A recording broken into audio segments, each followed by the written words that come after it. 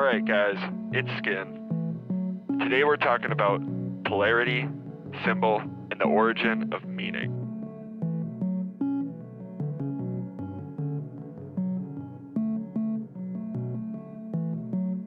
Heaven and earth.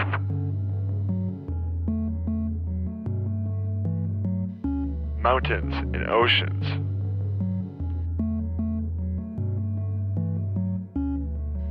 Negative and positive.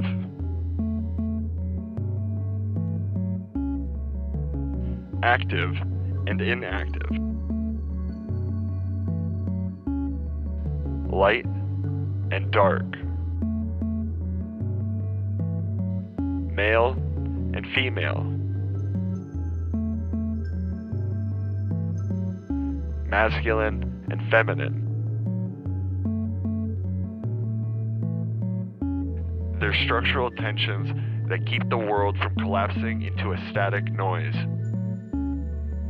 But that raises the real question. Are these meanings built into the world, or are we projecting them into it like a cosmic Rorschach test?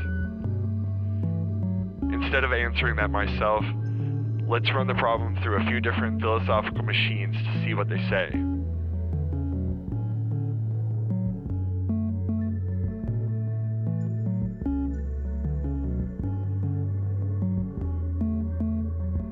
Jung might say meaning isn't out there at all.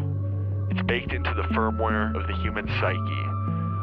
Archetypes aren't ideas, they're biological templates, older than language and culture. They fire automatically, like background process, shaping how you interpret mountains, oceans, shadows, heights, and depths. A mountain feels masculine because your psyche is running an ancient pattern that predates civilization.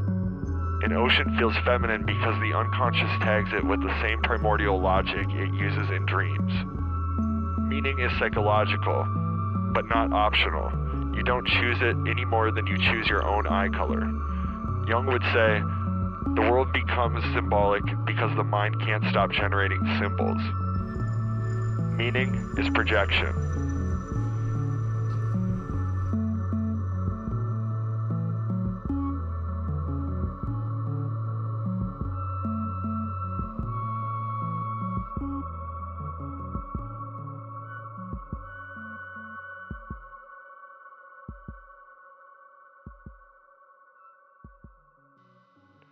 Lewis might say the exact opposite, that meaning doesn't rise from psyche, it descends from the architecture of creation. The universe isn't neutral, it's patterned, musical, and hierarchical. Masculine and feminine aren't psychological categories, but cosmic principles, older than matter, older than time. In Paralandra, he imagines planetary beings who embody these principles as literal intelligence, not metaphors. A mountain is masculine because it participates in the nature of upward force. An ocean is feminine because it participates in the nature of depth and yielding. Symbolism is not projection, it's recognition. The mind resonates with meaning because it was built to resonate with meaning. Lewis would say, the cosmos speaks first and the psyche only echoes it. Meaning is discovered, not manufactured.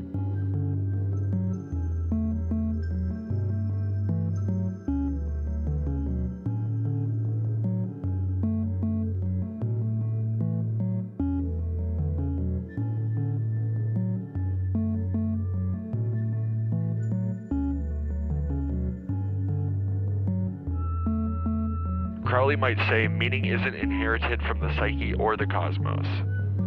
It's forged by will. Symbols are tools, not commandments. Ritual is technology, not religion. Polarity is a set of energies you can invoke, redirect, or weaponize depending on what you are trying to accomplish. A mountain is masculine if you decide to use it that way. An ocean is feminine if it serves the operation. Meaning is something you do, not something you find. The universe responds to an intention the way metal responds to a magnet, reluctantly at first, then inevitably. Crowley would say, reality bends where will is applied with precision.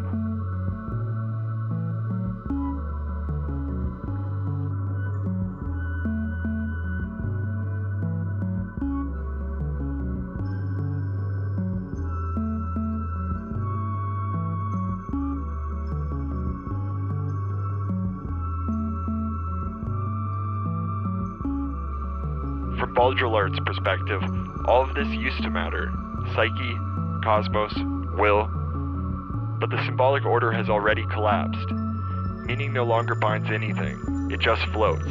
It's no longer attached to the reality it once reflected. Mountains and oceans can still feel masculine or feminine, but only as aesthetic leftovers from a world that no longer exists. Symbols circulate without reference. The real has been replaced by rehashed, reflected, and distorted images of the real, and the images don't point to anything except themselves. Meaning becomes optional, customizable, infinitely reproducible. The psyche may still generate archetypes, but society doesn't care. Ritual becomes performance. Myth becomes content. Baudrillard would say, the symbols persist, but their world has been murdered.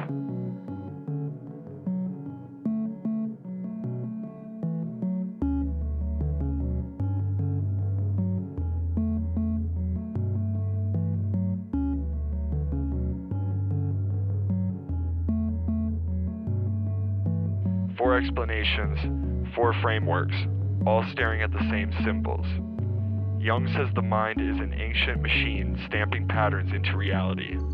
Lewis says reality was patterned long before the mind arrived. Crowley maps meaning as an outward expansion of individual ego or higher self on a passive or resistant reality. Baudrillard says the whole system has already collapsed into a reflection of a reflection.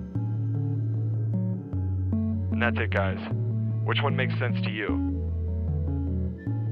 If you made it this far, thanks for watching. Deuces.